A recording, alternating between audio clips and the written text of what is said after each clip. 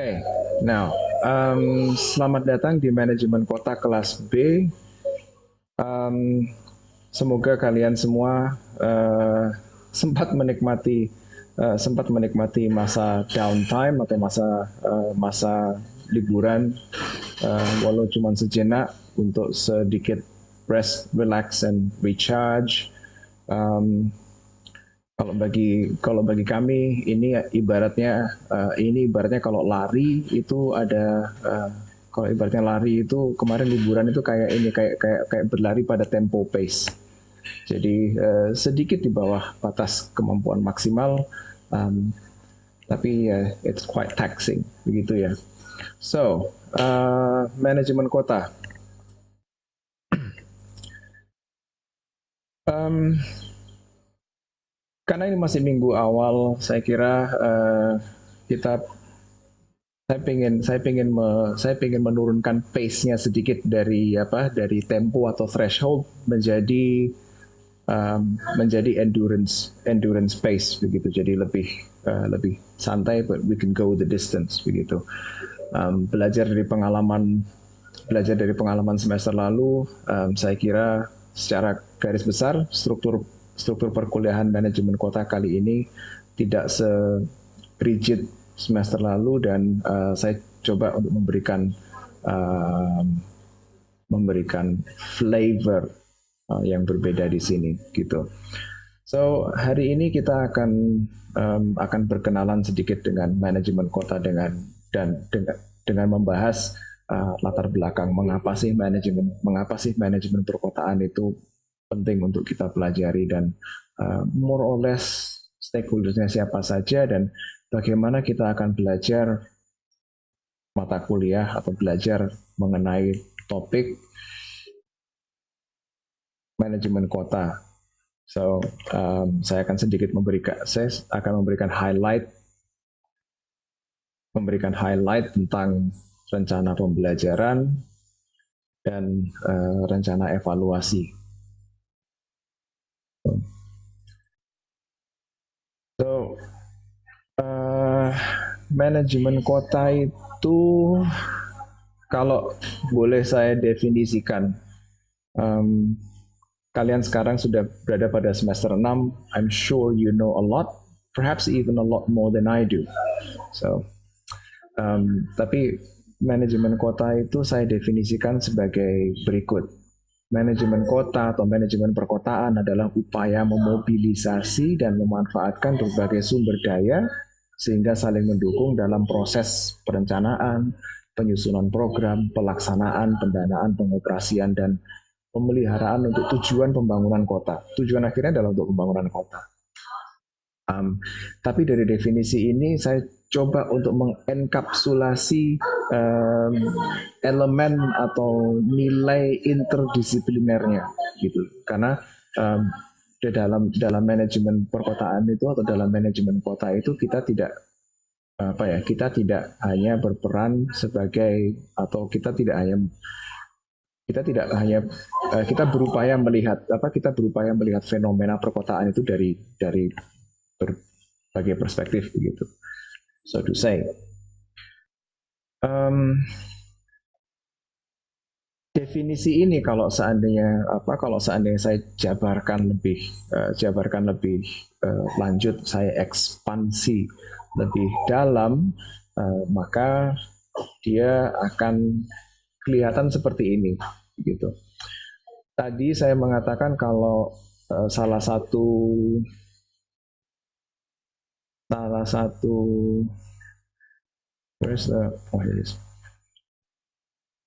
kalau salah satu tujuan atau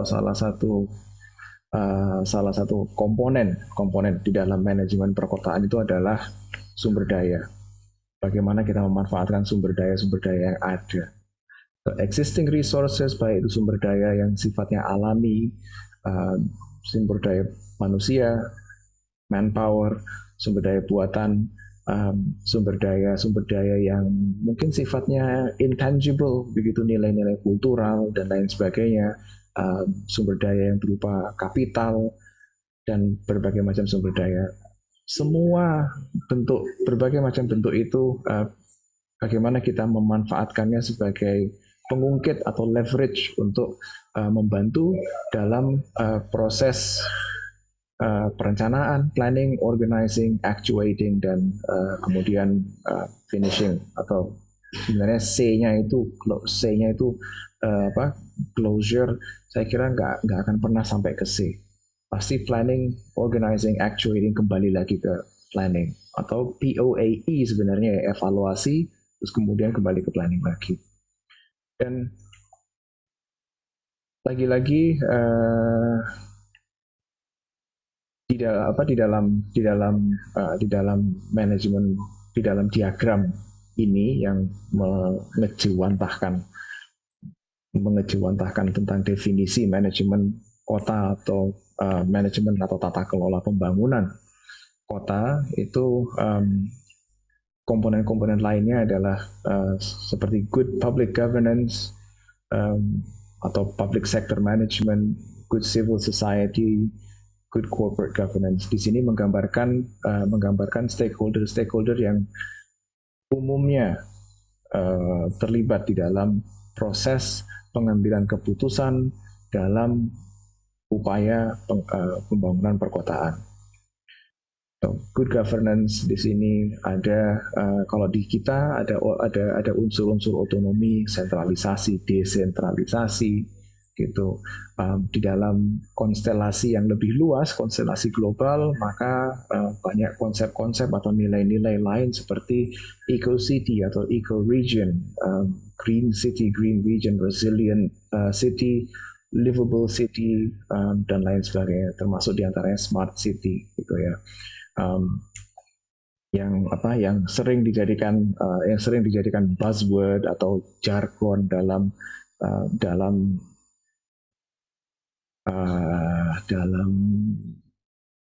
proses sosialisasi atau dalam proses sosialisasi pembangunan atau rencana pembangunan kota itu tadi. Ultimately, tujuan dari pengelolaan sumber daya ini tidak hanya sekedar pokoknya sumber daya ini kita manfaatkan untuk membangun perkotaan itu, tapi kita memanfaatkan seluruh sumber daya ini agar kita dapat mencapai pembangunan yang aman, nyaman, produktif, dan tentunya berkelanjutan secara lingkungan, secara ekonomi maupun sosial, dengan mempertimbangkan 17, 18, I don't know, ada beberapa Sustainable Development Goals, saya lupa hafal pastinya jumlahnya berapa gitu. So inilah manajemen kota in a nutshell gitu. Rasionalitasnya, rasionalnya, latar belakangnya mengapa kok ini diberikan, karena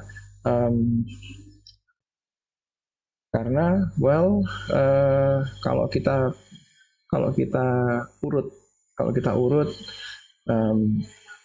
setiap atau hampir setiap wilayah di muka bumi ini mengalami yang namanya proses urbanisasi, proses transformasi dari rural menjadi urbanisasi. Lalu setelah proses urbanisasi itu berlangsung, dia akan mengalami pertumbuhan, urban growth, dan bersama dengan urban growth itu muncullah tantangan-tantangan pembangunan kota atau urban challenges. Dan urban challenges ini macam-macam bentuknya. I'm sure you all know. Gitu ya. Oleh sebab itu mata kuliah ini diberikan sebagai pelengkap, sebagai pendukung mata kuliah lain yang sifatnya lebih hands on begitu ya. Tantangan yang dihadapi oleh perkotaan itu apa? You know it, I know it, we all know it. Mulai dari tantangan yang berhubungan dengan perubahan iklim dan elemen-elemen alami lainnya, bencana alam dan sebagainya. Tapi tidak bisa dipungkiri bahwa beberapa tantangan itu muncul akibat ulah kita sendiri. In other words, muncul sebagai akibat mismanagement dari urban growth itu tadi. Baik itu berupa kemiskinan di lingkungan perkotaan yang kemudian subsequently menimbulkan illegal settlements dan atau permukiman kumuh yang kemudian membawa permasalahan lain. Selain banjir juga pemukiman kumuh mungkin juga membawa risiko seperti risiko dalam hal public health misalnya. Tapi itu hanya contoh kecil saja, yang saya berikan. Mungkin hal-hal yang lain, misalnya mismanagement of urban growth. Ketika pertumbuhan perkotaan itu tidak dikelola dengan baik. Hal yang lain seperti kemacetan saja itu juga bisa jadi akibat dari urban growth mismanagement gitu. So many things. Saya nggak akan membahas semuanya dalam perkuliahan sepanjang semester ini. Hanya ada some select issues gitu ya yang saya angkat gitu. Tapi kurang lebih persoalan pembangunan yang biasanya dihadapi oleh lingkungan perkotaan itu adalah degradasi lingkungan, pertumbuhan kota yang tidak terkendali. So ada urbanisasi, ada urban growth, lalu urban growth tersebut mengakibatkan perembetan sprawl gitu ya. Mungkin kacaunya sistem pertanahan, penyediaan lahan untuk penyediaan lahan pembangunan, terus kemudian ada mungkin mismanagement dalam sistem perencanaan dan pengambilan keputusan sehingga pengambilan keputusannya kurang tepat. Kondisi pekerjaan, perumahan dan permukiman yang kurang memadai, ketidakcukupan infrastruktur, polusi udara sampai degradasi atau kemunduran kawasan bersejarah di kota. Itu so many challenges gitu ya. Dan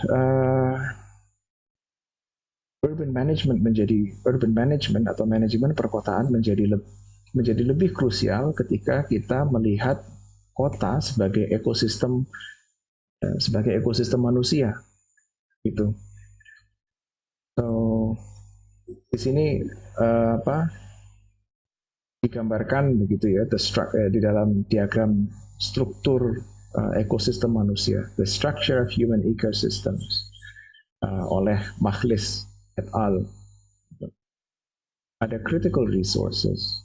Critical resources itu terdiri atas natural resources, energy, air and water, land, flora, fauna, materials, socio-economic resources, informasi populasi, tenaga kerja, modal, dan cultural resources.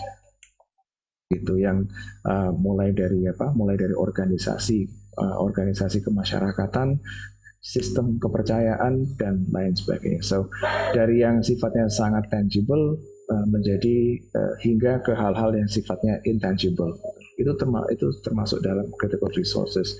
Dan bagaimana critical resources ini kemudian mempengaruhi social system atau sistem sosial, social institutions, siklus-siklus sosial, kemudian tatanan sosial. Itu. Jadi human ecosystem atau interaksi antara critical resources dengan social system, baik itu institution, cycles dan orders, itu semua berinteraksi di dalam sebuah wadah, dalam sebuah wadah yang berupa perkotaan atau wilayah itu tadi. Dan ketika social system ini bertabrakan dengan kebutuhan ruang, disitulah unsur tata ruang masuk. disitulah kepentingan unsur tata ruang atau kepentingan perencanaan kota dan wilayah itu masuk. Gitu. So far ini adalah sebuah light jogging saja dulu, gitu. Sampai sini. Dan tentunya kalau kita bicara soal proses pengambilan keputusan dan lain sebagainya, saya tadi juga sudah bilang kalau ada 3 stakeholder utama di dalam pembangunan wilayah dan kota: state atau negara, civil society masyarakat, dan private sector atau sektor privat. Excuse me.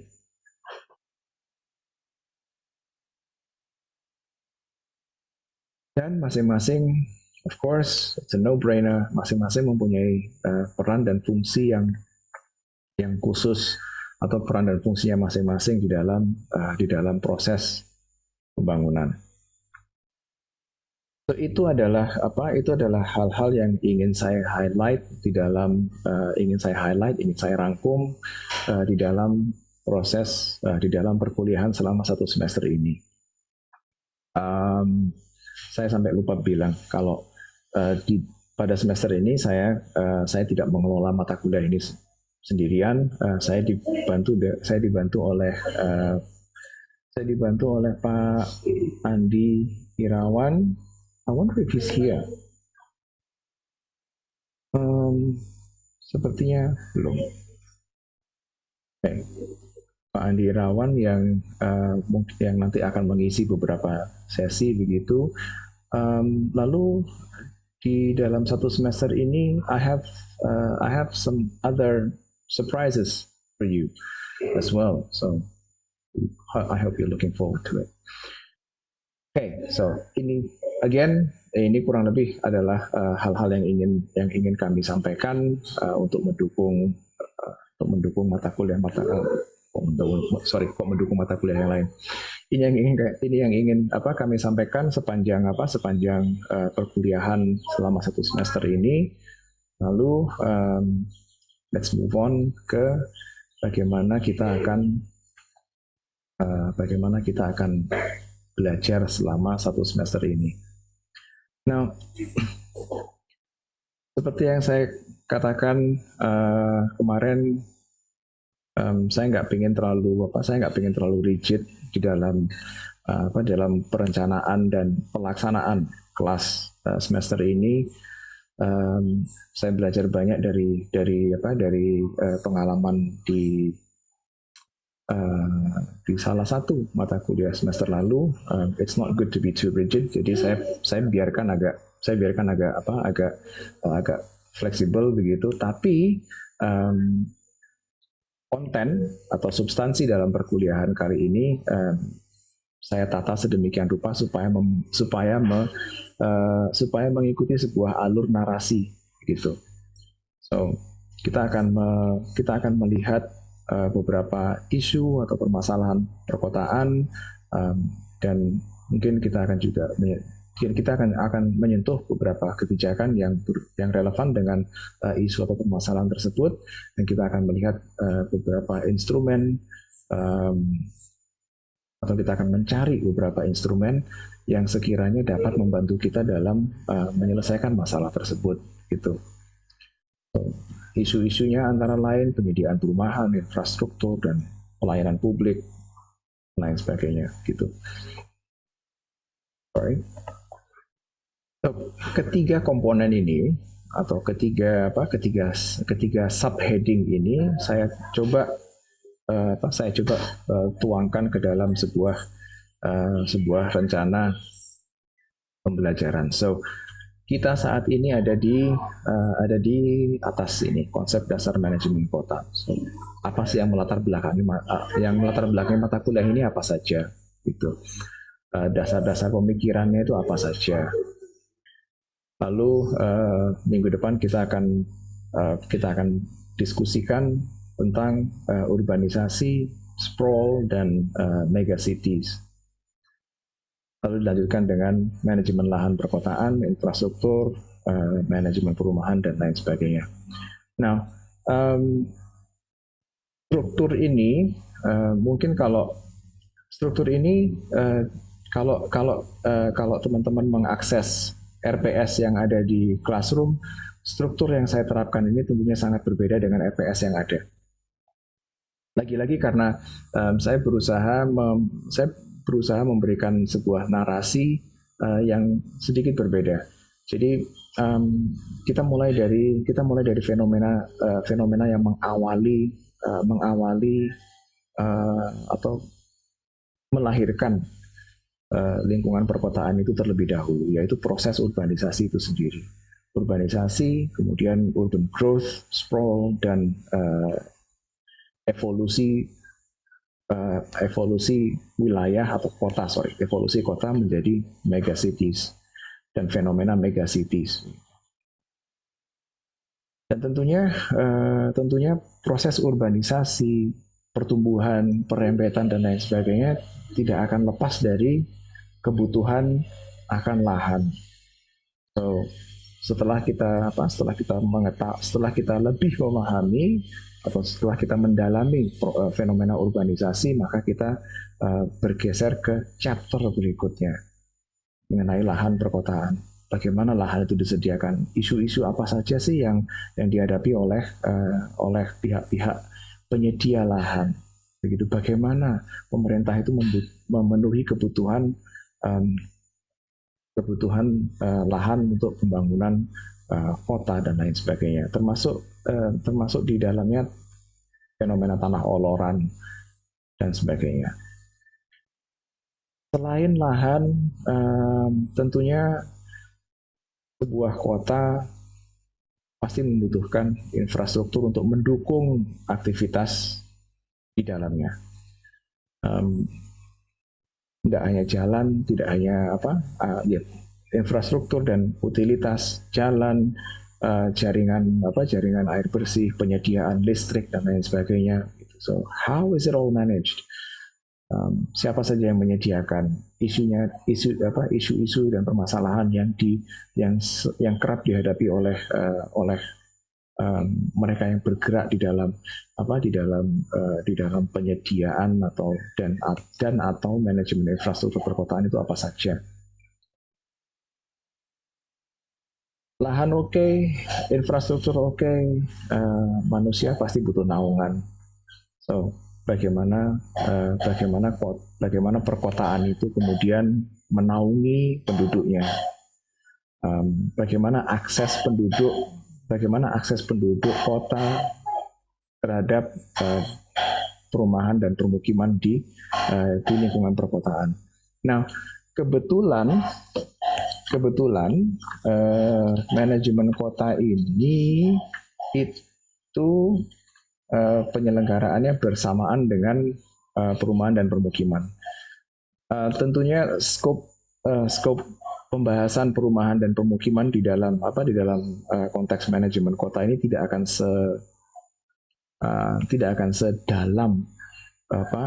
sedalam mata kuliah perumahan dan permukiman, tapi kita akan coba saling melengkapi lah dengan mata kuliah perumahan dan pemukiman gitu. Kemudian apabila proses urbanisasi itu berjalan dengan lancar, terus kemudian akses terhadap lahan perkotaan, akses terhadap infrastruktur, dan akses terhadap perumahan dan permukiman di lingkungan perkotaan itu berjalan dengan baik, semua mendapat akses, maka there shouldn't be any problems, there shouldn't be any issues. Harusnya nggak ada masalah, harusnya nggak ada isu kan, gitu. Namun permasalahan itu, urban challenges itu terjadi antara lain ketika akses terhadap lahan, akses terhadap infrastruktur, akses terhadap perumahan dan layanan-layanan yang lainnya itu tidak merata. Apabila akses itu tidak merata, maka muncullah isu-isu dan permasalahan. Antara lain adalah kemiskinan di lingkungan perkotaan dan konflik macam-macam, bisa konflik antar civil society dengan government, konflik antara civil society dengan private sector atau private sector dengan government dan seterusnya. Selain apa? Kemudian di dalam manajemen konflik ini sendiri, dalam topik mengenai konflik ini sendiri, saya coba menambahkan unsur disrupsi perkotaan. Disrupsi di sini yang saya maksud adalah hal-hal yang berbau kebencanaan. Bagaimana sebuah kota itu recover, bagaimana mereka bangkit dari bencana. Bencana di sini nggak cuma bencana alam. Kalau bencana alam seperti gempa bumi, tsunami itu adalah atau typhoon, hurricane, itu adalah bencana yang sifatnya quick onset. Mereka datang nyaris tanpa warning begitu ya, dan dia memiliki devastating effect. Jadi dampak atau kerusakannya luar biasa. Tapi disrupsi tidak hanya yang quick onset, ada juga disrupsi yang berupa slow onset, seperti kekeringan, paceklik, or famine. Itu sifatnya slow onset. Pandemi yang kita hadapi sekarang ini, COVID-19, coronavirus, ini termasuk slow onset. Dia perlahan-lahan mempenetrasi jejaring sosial kita, gitu. So disrupsi seperti itu yang kita coba diskusikan di dalam manajemen konflik dan disrupsi, gitu. Dan kemudian saya nggak akan memperkenalkan perangkat manajemen perkotaan. Saya kira kalian sudah tahu apa yang dimaksud dengan strategic plan dan action plan dan bagaimana menyusunnya, gitu. Tapi coba kita bersama-sama pada saat mendiskusikan perangkat manajemen perkotaan ini, ayo kita cari bagaimana sih cara-cara menyusun strategic plan, bagaimana cara-cara menyusun action plan. Let's do it together, gitu. Jadi knowledge generatornya itu tidak one sided gitu, tapi kita coba bareng-bareng membangun saling memperkaya pengetahuan kita, gitu. So, kalau kemiskinan sudah ditanggulangi dan kita tahu bagaimana caranya kita menghadapi disrupsi, bagaimana caranya kita menangani konflik dan lain sebagainya, kita sudah bisa menjamin akses terhadap lahan, infrastruktur, perumahan dan opportunity dan sumber daya perkotaan lainnya, maka tibalah kita di dalam sebuah situasi yang idealnya atau yang disebut dengan kota berkelanjutan atau situasi yang berkelanjutan. So if everything is good, then it should be sustainable, gitu.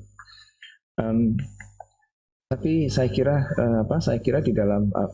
kota berkelanjutan itu tidak hanya atau filosofi dari kota berkelanjutan itu tidak hanya sekedar kalau semua masalah terselesaikan maka selesailah sudah, berkelanjutanlah sudah. Enggak. Dalam proses penyelesaian masalah-masalah yang di atas ini, kita tentunya tetap harus berpegangan pada prinsip keseimbangan antara aspek-aspek ekonomi, sosial, dan lingkungan, gitu. Di sini manajemen cagar budaya saya masukkan di akhir untuk mendukung materi kota berkelanjutan, karena manajemen cagar budaya ini juga saya kira cukup penting, mengingat di dalam tiga pilar sustainability itu ada unsur sosialnya, gitu. Itu adalah beberapa tema di dalam rencana pembelajaran kita selama semester ini. Tapi saya tidak menutup kemungkinan kalau misalnya kalian memiliki atau menemukan sebuah fenomena lain yang mungkin ingin kalian angkat sebagai bahan diskusi bersama sepanjang perkuliahan ini. Um, jadi ke materi-materi sifatnya dinamis gitu.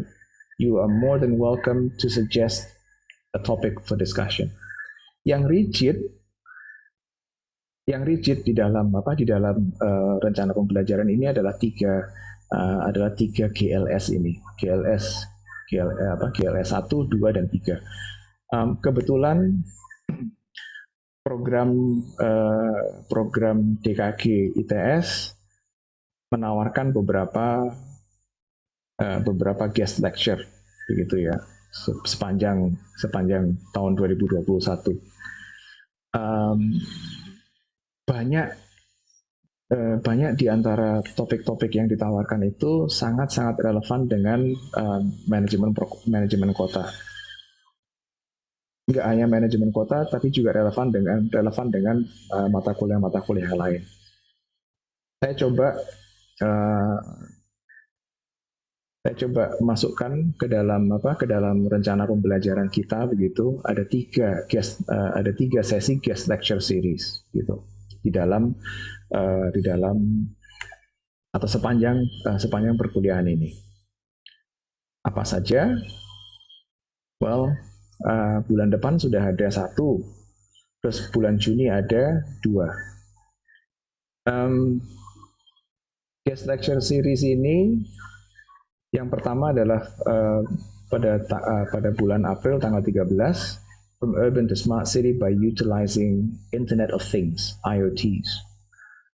Kita sering mendengar jargon smart city, tapi to be honest, saya sendiri nggak ngerti apa yang dimaksud dengan smart city itu. So it would be good if we can learn about smart cities together. Dan karena kita sekarang hidup di era digital, semuanya serba interconnected by information, maka by information and by internet, maka Internet of Things itu menjadi hal yang cukup valuable, yang cukup berharga untuk kita pelajari. Pada bulan Juni ada bulan Juni tanggal 2, Biophilic Cities, Challenges and Opportunities di tengah-tengah pandemi. Kemudian kita akhiri kebetulan tanggal 23 Juni itu bertepatan dengan minggu ke-16. Jadi perkuliahan ini kita tutup dengan guest lecture series terakhir bertajuk The Internet of Things for Smart Sustainable Cities and Communities. Itu saya kira saya nggak bisa memaksakan agar GLS ini sesuai dengan narasi rencana pembelajaran, karena ini sudah rigid oleh DKG, sudah diberikan jadwalnya seperti itu. Ya sudah, saya coba arrange materi-materi lain sehingga masih bisa nyambung lah, if it connects begitu ya. But saya kira tiga kuliah tamu ini sangat berpotensi untuk memperkaya wawasan kita semua. Dan anything dan segala sesuatu yang ada bau-baunya global atau international engagement, saya coba untuk tangkap dan saya berikan ke teman-teman untuk agar international exposure-nya semakin international exposure-nya semakin tinggi gitu. So, itu soal perkuliahan. Saya kira berikutnya adalah rencana evaluasi. lagi-lagi saya nggak ingin terlalu saya nggak ingin terlalu rigid dengan evaluasi. Rencana awalnya adalah menyediakan kuis dan biasanya manajemen kota itu dilakukan dengan um, atau penyelenggaraan manajemen kota itu dengan cara um, review materi mingguan. Jadi kalian yang presentasi, kalian mereview materi mingguan dan kalian yang presentasi. I don't want to do that. Saya pingin dialog ini berjalan dua arah gitu ya. Jadi saya putuskan untuk evaluasi satu, bukan review materi mingguan, tapi evaluasi satunya adalah um, rangkuman dari guest lecture series itu. Um, bayangan saya, bayangan saya GLS itu kalian sudah pernah membuat kalian sudah pernah membuat rangkuman kuliah tamu menggunakan template yang saya berikan. Template itu akan saya update sehingga lebih sesuai dengan lebih sesuai dengan topik manajemen perkotaan gitu. Evaluasi kedua ini berupa simulasi. Simulasi yang saya maksud adalah simulasi town hall discussion. Karena kita ada pokok bahasan tentang konflik dan disrupsi itu tadi, saya pikir itu lebih sesuai untuk dilakukan simulasi begitu. Town hall simulationnya seperti apa? Kita akan memanfaatkan breakout rooms fitur breakout roomsnya Zoom untuk berdiskusi internal dalam kelompok. So let's say ada kelompok civil society, ada kelompok government, ada kelompok private sector gitu. Breakout room masing-masing diskusi secara internal dulu, lalu kemudian kita ketemu di panel session dan kita akan berdiskusi, berdebat, town hall style gitu ya di situ. So dan kita berupaya untuk memecahkan masalah yang berhubungan dengan konflik dan disrupsi itu tadi. Of course, kalau seandainya kalian punya salah satu, dua atau beberapa di antara kalian ingin mengajukan atau mengusulkan topik simulasi, yeah, by all means you can do so. Gitu. Evaluasi ketiga dan keempat, saya memutuskan untuk membiarkan evaluasi 3 dan 4 itu sesuai dengan sesuai dengan rencana evaluasi tahun-tahun sebelumnya, yaitu review studi kasus, review mengenai studi kasus studi kasus, review mengenai isu perkotaan, dan kemudian kalian menyajikan studi kasus tersebut dan bagaimana upaya penyelesaiannya. Itu. But again, it's a very dynamic semester. Saya kira ini masih bisa kita udah-adik lagi supaya perkuliahan semester ini berlangsung lebih dinamis dan berlangsung lebih menarik dibandingkan daripada biasanya. Itu. So, personally, manajemen kota ini adalah salah satu mata kuliah favorit saya sepanjang saya berkarir di sini, karena topik-topiknya memungkinkan kami untuk menyesuaikan konten dan just be really flexible and really have fun with it gitu. So, sejauh ini ada yang ingin bertanya atau berkomentar seputar topik, materi, atau rencana evaluasi? Wait, just a bit.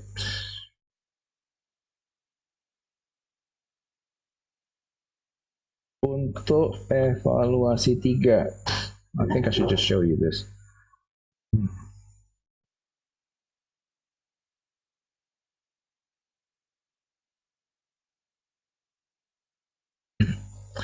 Untuk evaluasi 3, I think you should be able to see it on your screen now, berupa laporan studi kasus manajemen kota. What is this size?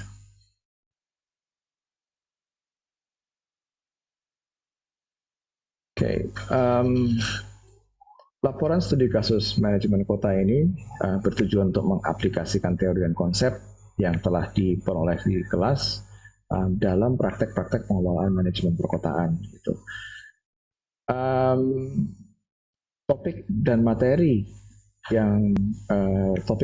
atau tema yang boleh diangkat di dalam pembahasan studi kasus ini antara lain adalah permajaan, pengendalian kawasan pinggir. Ada 12 topik yang bisa kalian angkat. Although kalau misalnya kalian punya topik ke-13, 14 dan seterusnya, as in punya topik selain 12 topik yang tertera di sini, you are more than welcome to suggest those topics gitu. Tapi yang penting kalau kalian ingin mengusulkan topik yang baru adalah kalian highlight mengapa topik tersebut relevan dan urgensinya itu seperti apa gitu ya. Evaluasi 3, laporan yang memuat perumusan topik dan studi kasus, gambaran umum kasus, kemudian perangkat-perangkat manajemen perkotaan yang memungkinkan untuk menyelesaikan permasalahan tersebut, dan analisis kasusnya, kesimpulan, dan rekomendasi. Gitu. So that's very straightforward. Please let me know kalau rencana evaluasi ini belum ada di Classroom, and I will upload them soon. Kriterianya straightforward. Dan yang terakhir adalah presentasi tugas besar. Now, presentasi tugas besar ini masih up for debate, dalam artian sebagian dari kalian mungkin sudah tahu preferensi saya, atau sebagian besar dari kalian saya kira sudah tahu preferensi saya. Saya cenderung menghindari live presentation. Saya lebih suka pre-recorded presentations. Tapi kalau seandainya kalian ingin melakukan presentasi secara langsung, live presentation, by all means, let's do that. Gitu. Saya kira bercermin dari pengalaman menyelenggarakan praktek perancangan kota kemarin. Saya pikir sudahlah recorded aja. Tapi in the end saya putuskan, nah, let's do live. Dan ternyata memang lebih it was fun to do. So presentasinya terserah mau recorded atau mau live. Kita masih punya waktu 3/4 semester untuk mempertimbangkan itu. Okay. And that's it.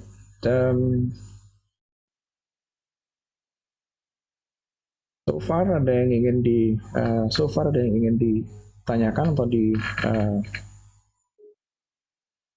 atau ingin dikomentari?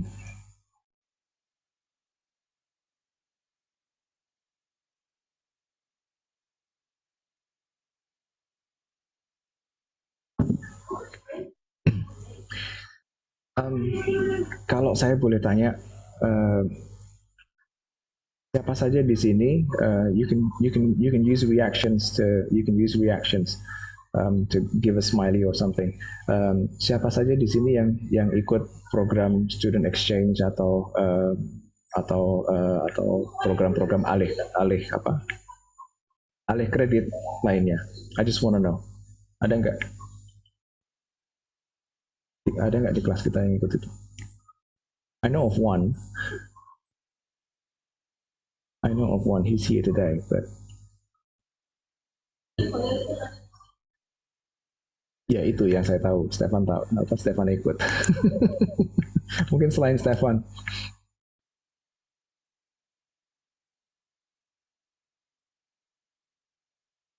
Okay, that's fine. Well, saya tadi sampai lupa mau ngomong apa. But anyways, kalau kalau kalau ada yang ikut apa kalau ada yang ikut program alih kredit seperti melalui student exchange atau KKN, kalau kalian sudah lulus lebih dari 90 SKS boleh KKN. Please let me know. Setahu saya memang secara otomatis nilai dari mata kuliah yang dialihkan kreditnya itu akan diambilkan dari program tersebut. Tapi kalau seandainya kalian masih ingin mengikuti kegiatan keseharian perkuliahan dan atau masih ingin terlibat di dalam tugas atau pengerjaan tugas kuliah, by all means you are more than welcome to do so, selama itu tidak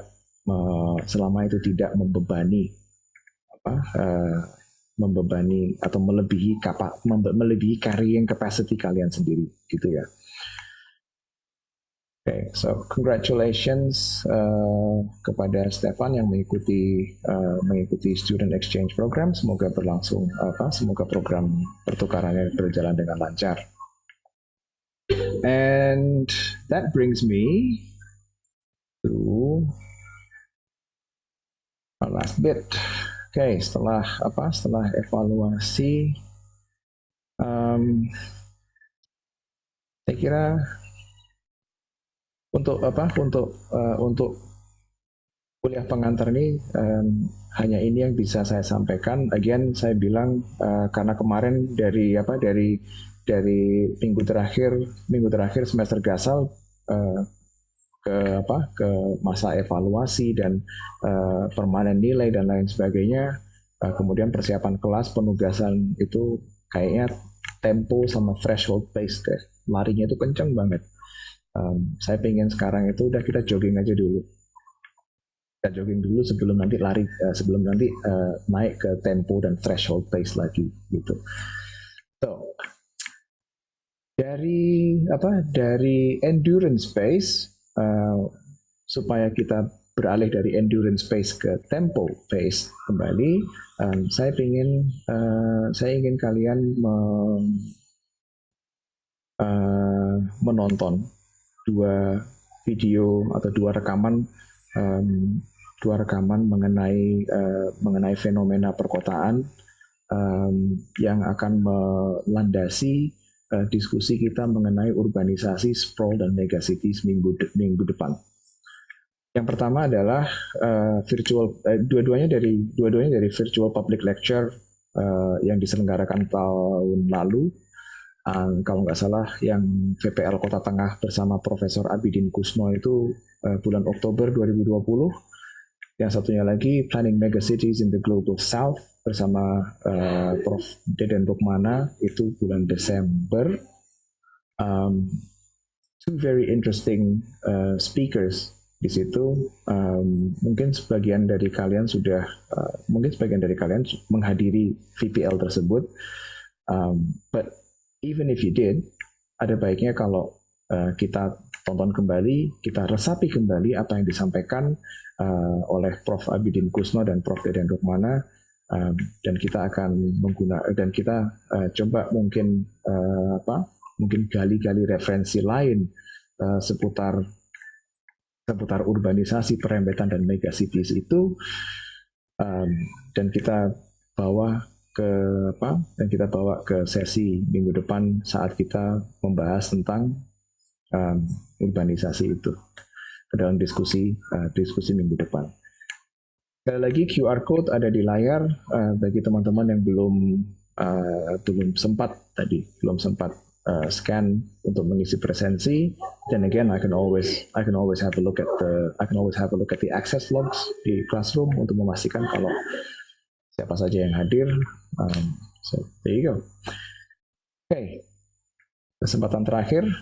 Adakah yang ingin ditanya? Oh, by the way, kedua link kedua link di slide ini akan saya cantumkan di Classroom atau Hell. Mungkin akan saya embed saja dua video tersebut di dalam My ITS Classroom supaya kalian bisa mengakses uh, tanpa distraction. Karena kalau mengakses dari YouTube nanti malah jadinya bukan nonton VPL tapi nonton yang lain-lain. There you go. Right. Last chance to ask or comment on rencana mengomentari rencana pembelajaran dan atau rencana evaluasi kita sepanjang semester ini. Lagi-lagi saya sampaikan kalau rencana pembelajaran itu sifatnya fleksibel. Kalau ada yang ingin mengusulkan topik untuk kita diskusikan bersama, you're more than welcome to do so.